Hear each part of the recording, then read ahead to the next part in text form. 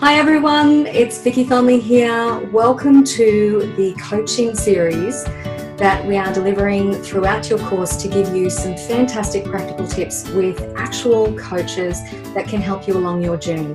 Today we have Robyn Patton with us. Hello Robyn. Hi Viki.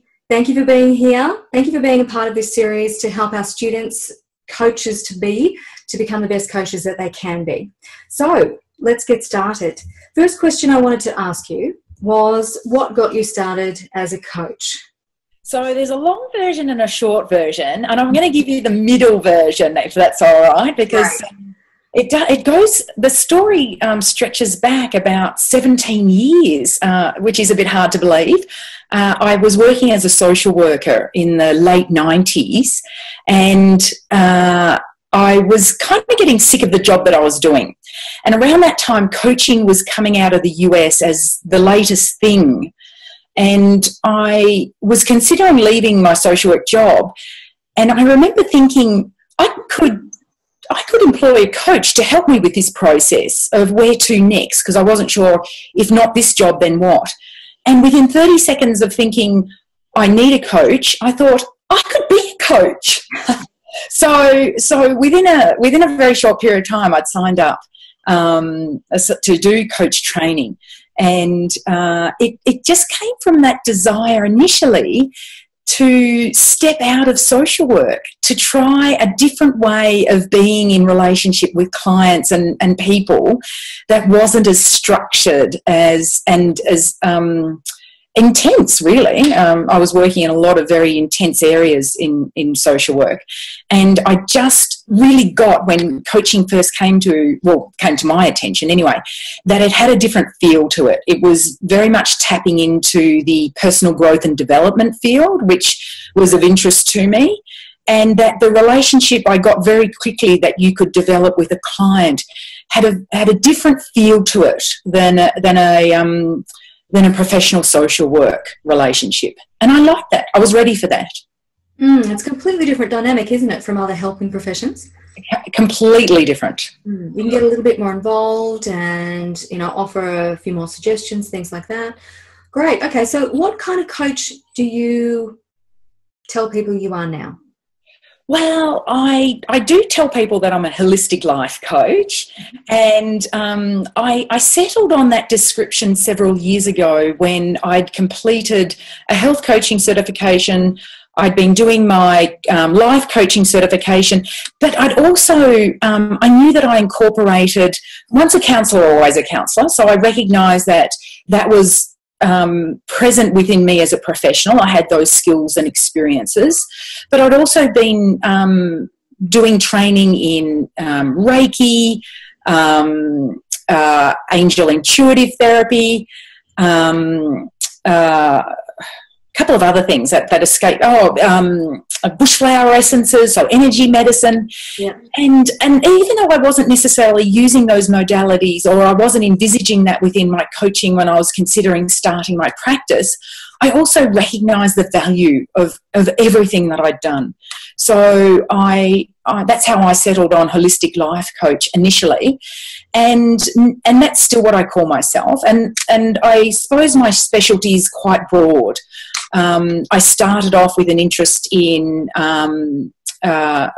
body acceptance and letting go of dieting. That was 4 or 5 years ago, after I'd done my health coaching certification. But even when I started, really exploring that area, I quickly got that I was interested in the whole person. So irrespective of what they showed up with, that was where, whatever that client came with, that's where I went. And I just had the confidence that with my background and my experience, and also the work I'd done on myself, that I was able to provide something pretty powerful to clients. Great. So what would you say the main differences between, say, a traditional coach and, for a lot of people new to coaching, they don't realise that coaching actually came from psychologists and business sectors of trying to work towards performance. But now coaching's evolved into what it's become, and there's all kinds of coaches for different kinds of things. So what would you say the main differences between traditional coaching and holistic approaches to coaching? Well, I think traditional coaching is upheld by a very rigorous standard of codes and ethics, which I value. I don't disregard those. But you're right, there's a certain level of professionalism is not the right word, standards is still not the right word, maybe a context that for me really has a masculine feel to it. Like you said, performance, accountability is a big part of the coaching relationship. Achievement, being achievement and outcome oriented. I value all those things, and I tell people, I won't necessarily be an accountability coach for you. We can have that as part of our relationship, but I'm not a purist in that sense. I can work within that capacity, but I'm interested in the whole person. And that's why I love, like you refer to, the different flavours of coaching, because I think, when you step away from that traditional role of coaching, you then can embrace who you are as an individual. What do you bring to the profession? What lights you up in what you want to share with other people? And I think, moving away from the traditional, there's a lot of room to play in that arena. There absolutely is. Yeah. How important do you think it is for people to get the right kind of coach training for the kind of coach that they would like to become?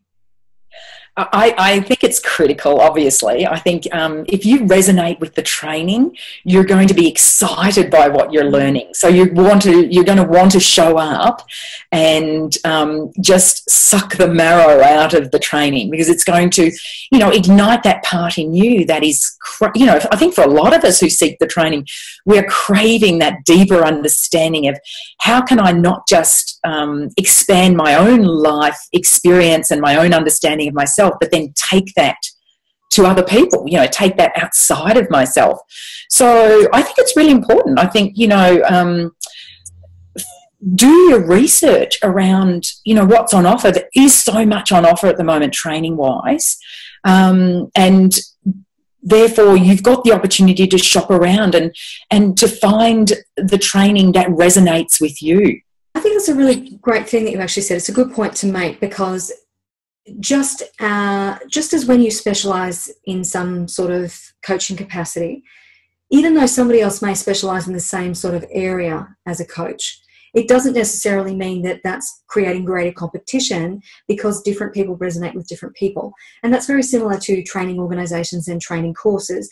The flavour, as you put it, the energy or the vibe or whatever it is that's resonating for you out of that training, the training website, or how it's presented itself, or the topics that are going to be covered, that's either going to resonate with you and what you're seeking, what you're looking for to develop within yourself, and the aim that you have as an outcome of how you want to move into a business coaching with other people, or it's not.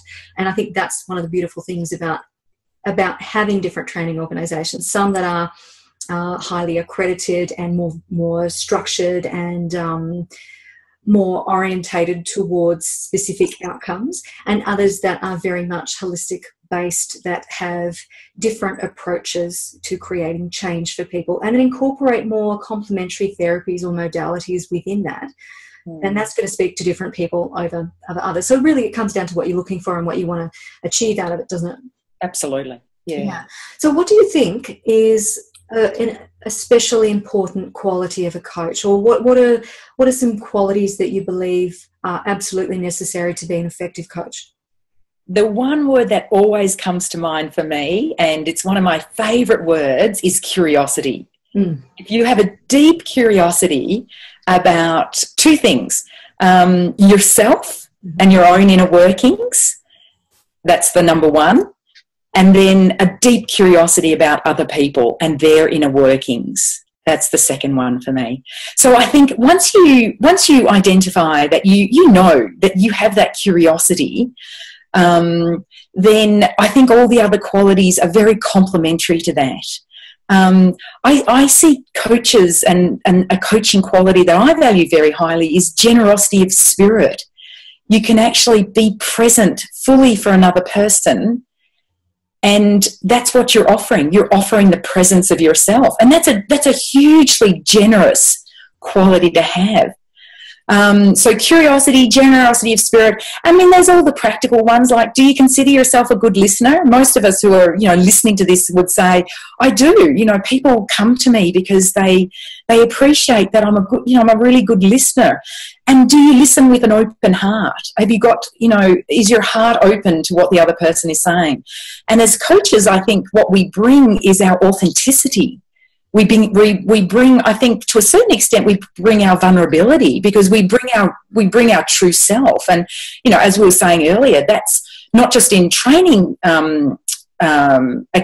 institutes, but also when people are seeking coaches, they're going to resonate with who I am as a person first and foremost. So my authenticity, my integrity, my vulnerability is what I'm offering. So how comfortable do I feel with those things? How do they show up for me? So, yeah, they're some of the main things that come to my mind, because they're important to me. Great. I like that answer. Very nice. So another thing that I'd really like to know, because this is all about picking your brains for the students so that they can get a real life example of someone who is a coach who's started and been there where they are and who has evolved over the time. I'd like to know, how important do you think life experience is to a coach's toolkit? And what's another aspect that you think is very important as a sort of a prerequisite characteristic of a coach? I think coaching is a phenomenal profession to utilise life experience.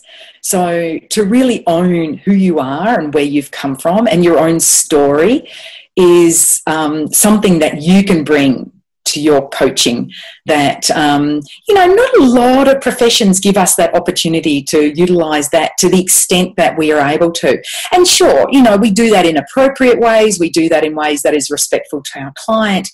But it is part of our toolkit. It's the journey I've walked to get where I am today. Now, a client may not find out even a 10th or a 100th of what that is, but it sits deeply and comfortably within me as part of who I am, which is that life experience. A willingness to do your own work is another really important quality that for me anyway, I've valued very highly over the years. To go in there and actually do the work on myself, and to address my shadow self and to know who I am, and then to continue to challenge myself around, who am I? What am I not seeing about myself? What's unhealed within me? What gets triggered within me? Who am I? What am I a stand for? They are also, qualities and ways of being in the world that I think make us really powerful coaches, when we're willing to take on those questions, those challenges, and willing to take on our own life. And bring ourselves into the light. I love how you touched on that, because quite a few people who are watching or listening may not actually be aware of what the shadow self represents or what that is. But many people may not have heard of Debbie Ford, the late Debbie Ford from the Ford Institute. She used to coach and teach about the shadow self significantly. That was she was well known for that. So do you want to, just for the people who are unaware of what that term shadow self means, would you mind explaining that for them? I love it, Viki.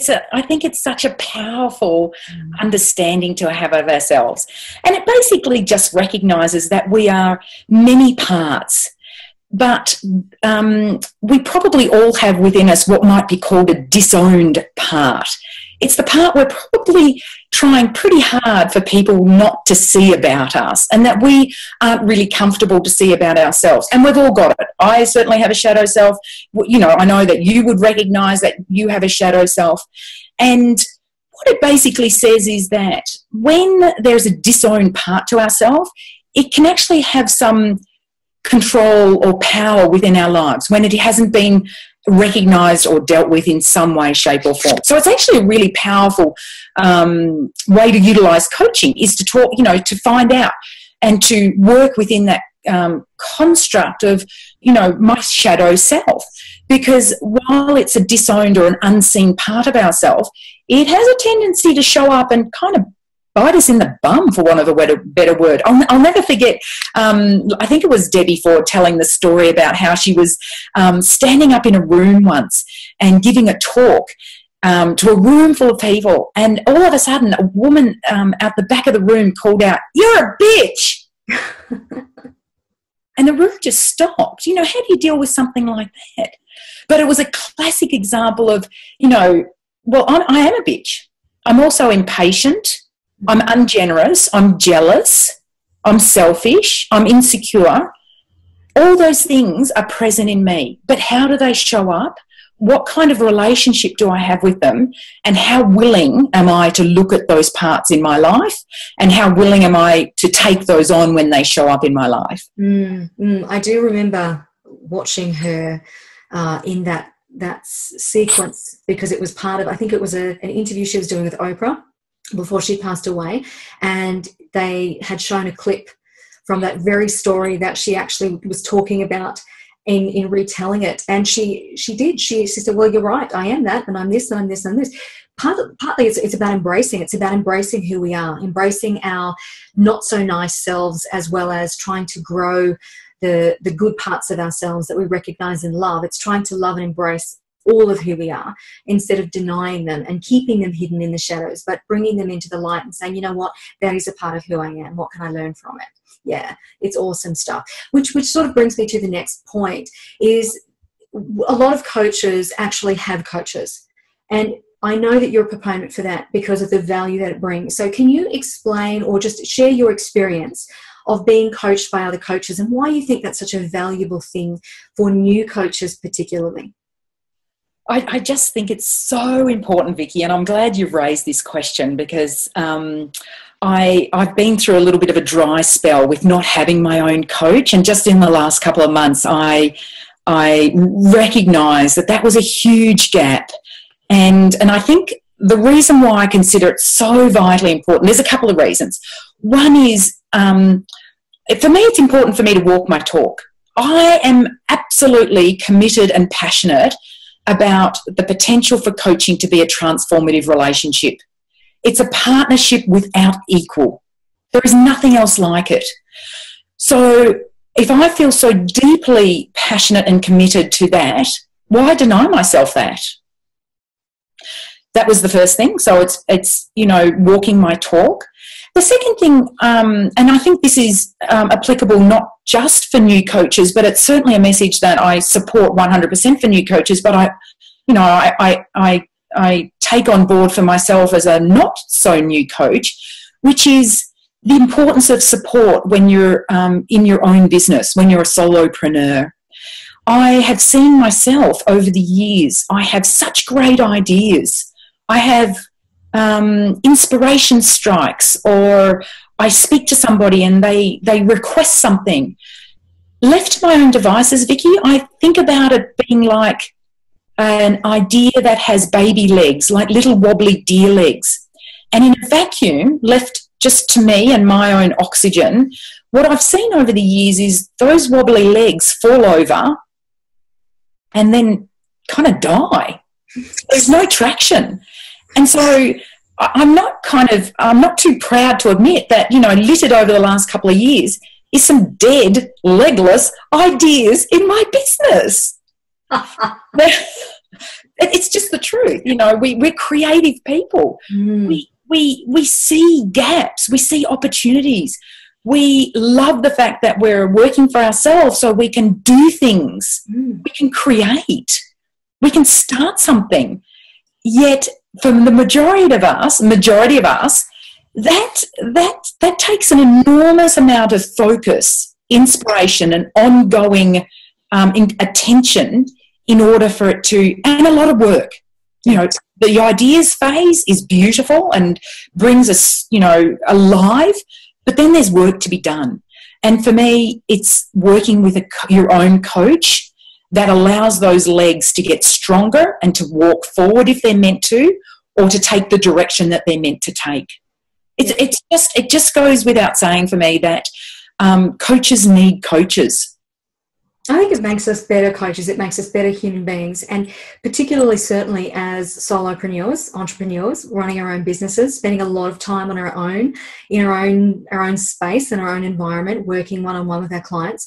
We see, as you say, those gaps. We see the problems that we know how to solve, and we come up with the creative ideas of, yes, this would fit that. That would be perfect for that. Oh, I should create this course or this program or this worksheet or something that would be super valuable to the very people who would have this issue or this problem. But those ideas, if they're not recognised and caught and captured and written down, are just going to float in the wind, number one. And number two, if we do capture them and write them down, the next step is to action them or figure out a plan to action them. How am I going to make this work? How am I going to create the space, the time, the energy to brainstorm the best way to go about this and how I can put it together? And that's where another coach can really come into play and help us. I mean, just because we're coaches ourselves doesn't mean that we are so fantastic at managing our own time, at motivating ourselves, at coming up with all the actions we need to take and being able to keep ourselves accountable to taking those actions. So having another coach or having someone that's going to keep us accountable and that we can bounce off, that can really take our ideas and help us to flesh out how we can action them, how we can create that and motivate ourselves to do it, I think is a wonderful idea. It's absolutely necessary. And you're right, not just for new coaches. It's certainly helpful for new coaches to sort of have that support and to sort of learn how it's done, in some respects. But also for seasoned coaches, we all get stuck. Because underneath it all, we're all human beings. We're all motivated by different factors. And we all have different needs and wants and dreams and desires and goals. And not everybody achieves their goals. It's very easy to set a goal, but it's very hard to achieve it if we're not willing to do the work. And when you have a coach and someone who's there right beside you to help you along the way, it makes the work a little easier. And I think for me, after that drought ended, I took on not one but two coaches. I'm currently working with two, full fee paying. This is professional relationships. I've got them for two different reasons in my life. So it's you seek out what your gaps are. What do you need? What are you looking for in a coach? Are you looking for a mentor coach? Are you looking for, around your own personal development? Are you looking around just, tidying up your own tolerations? What is it that you want to work on? And create that partnership with a coach. You are then to have somebody yourself, as we know, who's in your corner, supporting you, holding that space. They're your partner, looking at your vision, supporting you through that. I think it's just, I'm what I get out of those two coaches is, just like you were indicating, we all need different things at different times, and this is what I need right now. And it's great, first off, to recognise that need, and then to be able to have the opportunity to employ the right coach. And that's where the coaching niches come into play. I think it's so important to have at least some sort of speciality or niche in your coaching area so that people know you're the one that's perfect for them because you speak their language, you understand their pain points, you can solve their problems and help them to feel empowered to be able to take those steps forward that they're looking to take. So having a niche, I think, is really important. What are your thoughts about that? I mean, I think you're very similar in me in the respect that we do have quite a broad skill set and a broad coaching speciality, as it were, that kind of all fold into each other. That sometimes can be very difficult to pare back a little bit and try and figure out, well, how am I really going to get my message across so people know I can do all these things? But you can't cater to everybody. So what are your thoughts on that? Because that was something I struggled with for years, was, but I can do this and this and this, but not everybody knows that. Not everybody's going to work with me for everything. They're just going to want something from me that will fulfill that need. And I have to be completely transparent with you and say that I'm exactly the same. This is an ongoing conversation for me. I'm okay to say I've not completely nailed a niche or, gone in one particular area because I'm so excited by so many, as I'll have a client come to me who will be wanting to work on one area, and what we open up in that relationship is phenomenal. But, if I when I do know what that one area is that attracted them to come and see me, then, you know, that's information for me. That's saying, okay, I am known for that. Or when people refer to me, you know, that's information for me to listen out for. So this is an ongoing dialogue. What I do know, though, Viki, is that when I show up, whether it's in social media or I'm doing any speaking or I'm talking to people, when I let who I am shine through and I just follow my interests around what do I want to share with people on social media today. You know, just the other day I wrote a blog post, are you a people pleaser? You know, you have a raft of people who come through your practice who, gosh, people pleasing is the flavour of the moment. Thank you for reminding me to write a blog post on it. It's an area that, you know, it's so common to all of us. I have something to say in it. This is something that I would love to put out there. So I'm not saying that that's my niche, but I'm saying this is something that I am very familiar with. I work with a lot of my clients around. It's only one of the things. So, you know, here's some information around it. Yeah, I think that's great. Sometimes when you're working with a client, something will just speak to you and you go, I have to write a blog about that. I have to post about that. And I often do that. And I discovered that when I do share more personal aspects or opinions about things that really move me, really stir me or fire me up, or that I've just sort of had a light bulb moment when I've been working with a client and I share it on social media, I find that's what gets more interest from people, because even though people may not interact by liking or commenting or sharing, doesn't mean that they're not seeing your stuff. And potentially your clients could be following your social media, could come upon it from a shared post that somebody else who follows you might share. And that's when I often get messages, which I know that's happened to you after you did a live video recently. You got a private message someone wanting to join your group. That's how people see the kind of person you are, the kind of coach you are. And it's not that they're going to come and work with you because of the niche that you specialize in. I think it's more so they're going to come and work with you because they feel like you're the coach for them, that they like, know and trust you from what they've seen on social media, from what they've observed about what you talk about and how you share information. And those aspects of yourself that you share authentically are telling people the kind of person and coach that you are and can be for them. And that's how you attract those people to come and work with you. What have you learnt, or what did you learn, I should say, from your first year of coaching when you decided, okay, this is for me, I'm going to start my own coaching practice, I'm going to really put myself out there? What did you learn? What was the sort of the biggest insight that came at you from your first year of coaching that you think might be valuable to share here? Probably the biggest one, Viki, that struck me in my first year of coaching was, well, no, I'll rewind. Coming out and deciding to set up my own business as a coach, I was just full of so much enthusiasm. I had massive ideas. I was going to go global. I was going to be, you know, the ideas were pinging left, right and centre. So that energy carried me for a couple of months. This vision that I had for myself and my business, it was energizing me. It was exciting me. Maybe 3 or 4 months into it, I looked around and it wasn't happening.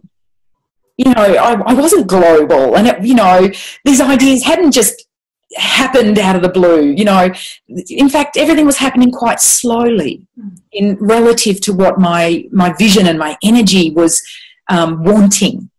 And I remember very clearly thinking to myself, you are in your first year of business. Give yourself permission to be in your first year of business.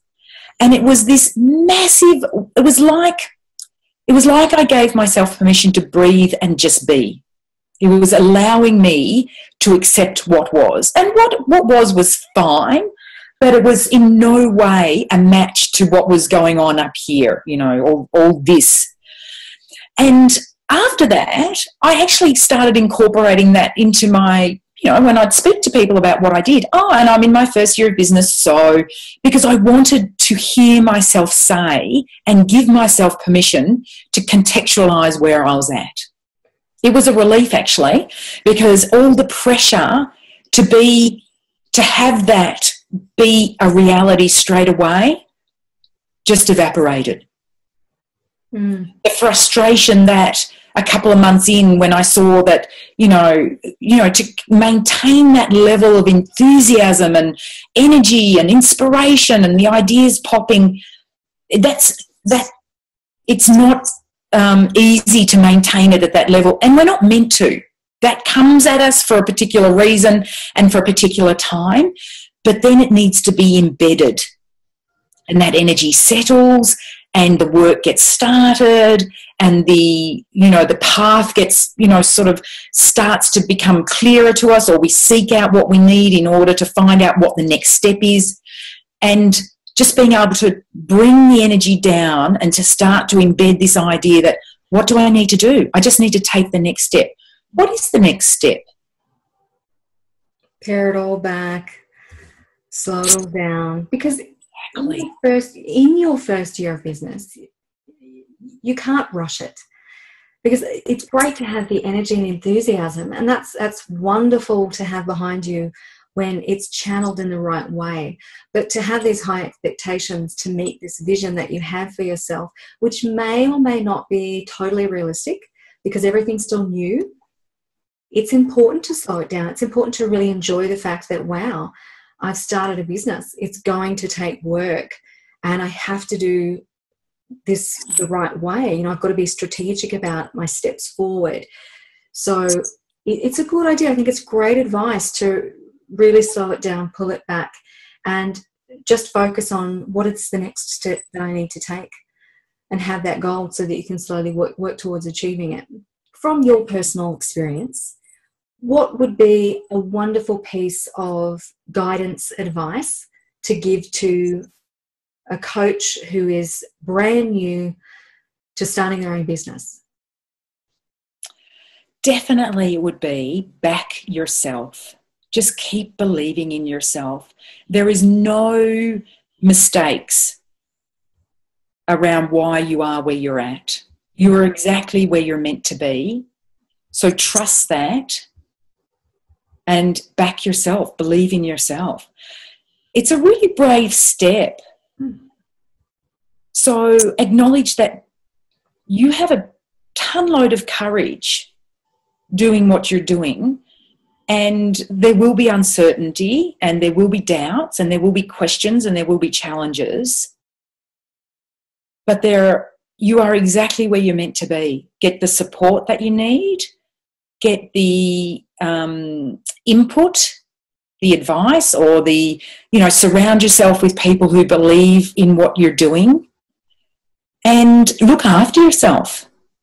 This is new territory, and I think whenever we transition into something new, we're kind of vulnerable. We're kind of vulnerable to other people's opinions. We're kind of vulnerable to our own self-doubt, our own questions. So do what it takes to be very kind to yourself. Use it as an opportunity to get to know yourself better. Notice what's going on. Notice what's showing up for you. Great advice.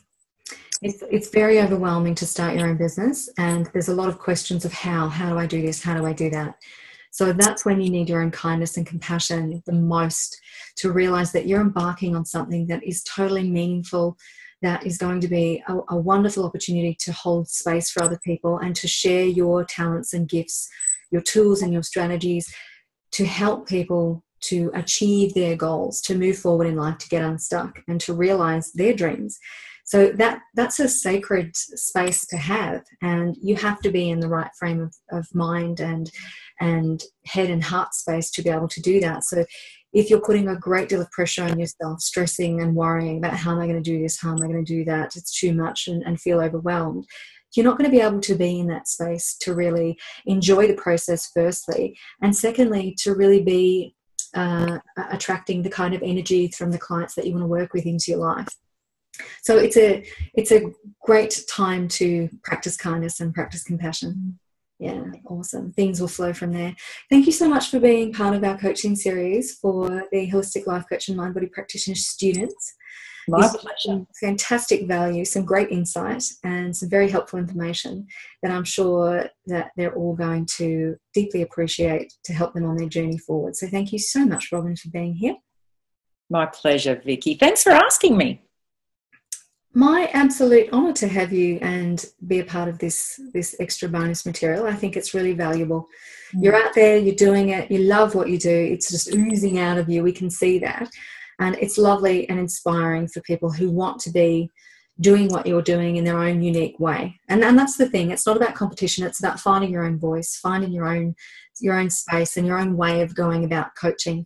You know, because I think the coaching strategies, the models, the approaches that we learn, they're all wonderful, but finding your own unique way of using those tools and approaching your client relationship is one that comes over time and can't be rushed, but it'll come to you and you'll figure it out, and then you'll be coaching in your own way very naturally. And I think that the biggest thing there is to be yourself, be present with your client, and be curious about them and what they want, and then they're going to get the best of you. Thanks so much, everyone, for watching. We hope this has been super helpful for you.